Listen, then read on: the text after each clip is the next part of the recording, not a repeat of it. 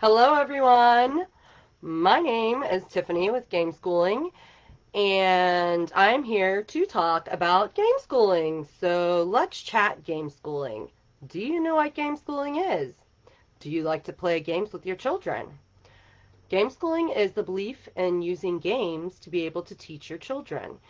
You can use it as a supplement, or there are more people that use games as a part of their main curriculum. These people tend to be interest-based learning people and unschoolers. So let's talk about the benefits of games for a little bit. Play. Let's talk about play. Play, excuse me while I read my notes here. Play is the most powerful way to develop a wide variety of skills.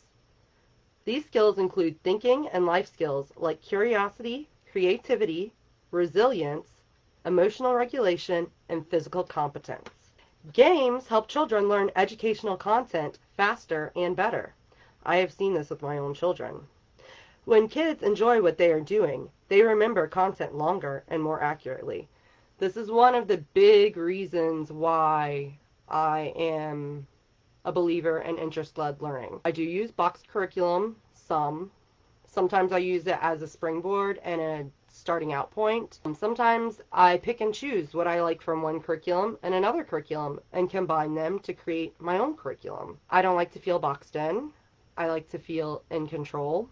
And I like to be able to change things because life happens, children get bored, they want a change of pace. So for me, I find that flexibility and the ability to change things and be able to break away from that, oh, I've got to use that entire curriculum because I paid a lot of money for it mindset is very freeing, and it's the most beneficial way to teach my children. Okay, back to games. Gameplay makes your brain more powerful. Gameplay develops and strengthens the brain by connecting the areas responsible for thinking, acting, communicating, and feeling. Did you know the average child has 7.5 hours of screen time daily? That is crazy to me. Yes, I am guilty of putting my children in front of the TV because I need to get things done. I am very busy. I'm a full-time working mom. I work from home. I homeschool my children. I am an online ESL teacher. I have businesses with my gaming, and I have my book business, and I am starting up a blog and vlog, so I am very busy. So I do tend to take advantage of screen time more than I should, but 7.5 hours a day is a little much, in my opinion. So the American Academy of Pediatrics recommends 2 hours maximum of screen time per day. Gameplay offers a healthy and fun alternative to screen time. So, what are these catalogs I've been posting about? I've been telling you, would you like some catalogs? I will send you some catalogs for SimplyFun. They are ordering catalogs. They are a breakdown of everything that we have to offer. We break it down by reading and language arts. We have math and STEM games. We have social studies and sciences. We have life and thinking skills. And we have game sets. So you can get some bang for your buck. And this tells you a little bit about the games. It shows you a picture of the games. It shows you what the games are. It'll tell you the ages, how many players, and how long the game typically takes to be played. One thing I love about these games is that most of the games take 30 minutes or less to play. I have little children. My children's attention span is very short most of the time. I also have an older child, and I'm able to play more complex games with her. But 2 out of 3 of my children are young. So I need a game that is short, fast, engaging, and that we can move on to the next thing.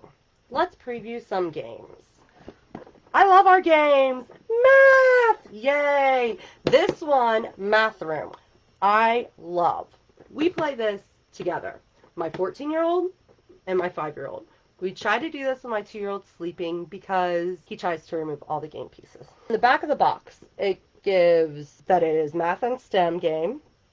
It tells you the skills that we focus on. So this game focuses on addition, subtraction, and quick thinking. It tells you how many players for the game. This one takes 2 to 4 players. It tells you the play time, 15 to 20 minutes. How awesome is that? And it tells you the ages of players, 5 years old and up. But I don't like to be boxed in by numbers, once again. You know your children best. You know their capabilities. You know if your child is able to play this game or not. You know if your child's ready for this. Just because it says 5, your 5-year-old might not be ready for this.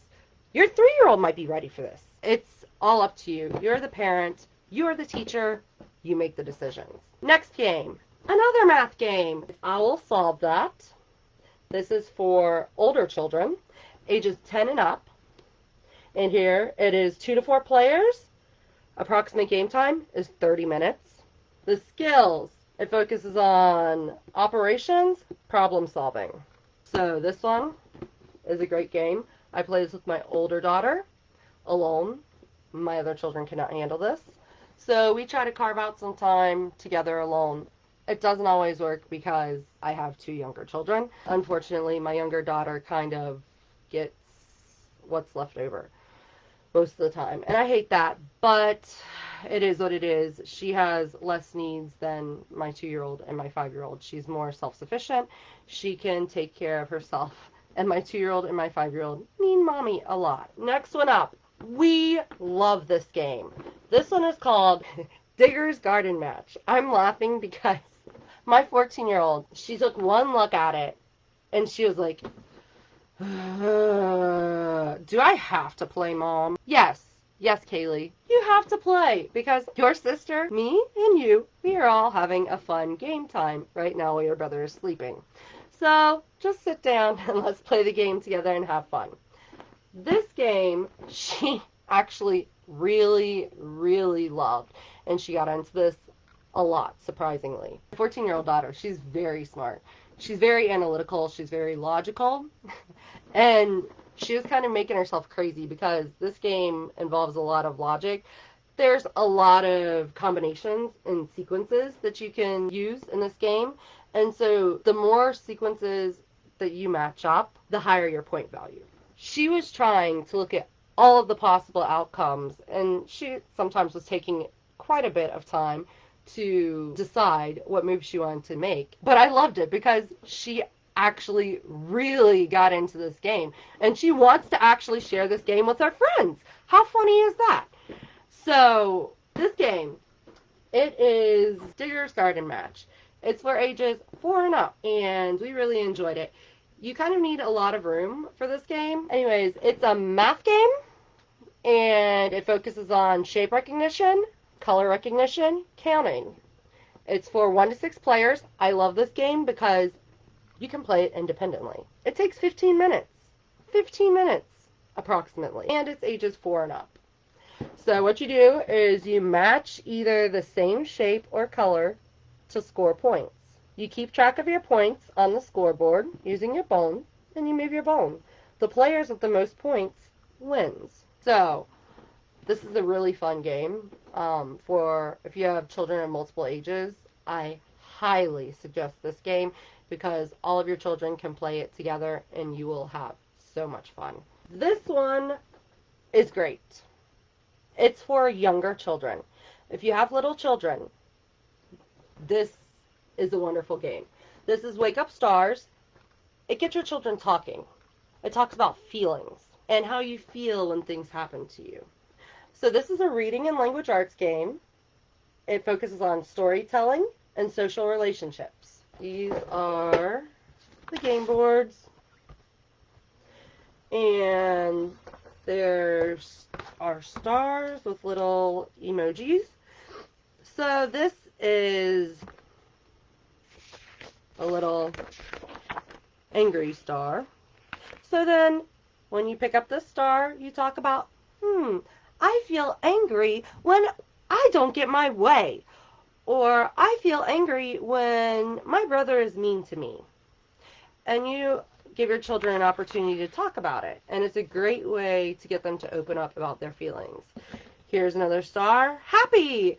I am happy when you give me ice cream. I am happy when I get to play outside. I am happy when I get to see my friends. This is a great tool to get your children talking about feelings. My 5-year-old really enjoyed this. My 2-year-old even played this with us. I kind of had to script him on what to say. He's forming short, small sentences, but I had to script him some. It's okay. That's how you learn. You learn through being taught and through someone telling you how to do something. If you have little kids, I highly recommend this. It's a great tool to teach them to control their emotions and emotional awareness. So this is for children ages 3 and up. It only takes about 10 minutes to play. This game was quick. And it's for 2 to 4 players. So if you only have one child, it would be fine. Like, you would have a lot of fun playing just you and your child alone. And it's a great way to get them to open up and talk, because you're not just asking them to talk. You're having a game and it's fun. So the whole point of it is to talk. So I find that my daughter is more likely to open up and talk about her feelings because it's a game. I'm not like sitting down trying to talk to her about feelings. Okay, this next game is one of our favorites. It's one of our favorites because everyone can play it. Once again, my 2-year-old plays it, my 5-year-old plays it, my 14-year-old plays it, I play it. This is Dreaming Dragon, and it teaches life and thinking skills, fine motor skills, spatial reasoning. So you have all these lizards and all these eggs, and you have tweezers, and you put the lizards and the eggs onto your sleeping dragon or your dreaming dragon, and you try to pick up lizards and remove them from the dragon without knocking an egg over. For every lizard you successfully pick up with your tweezers and you hold still in your tweezers until you place it down, you get 1 point.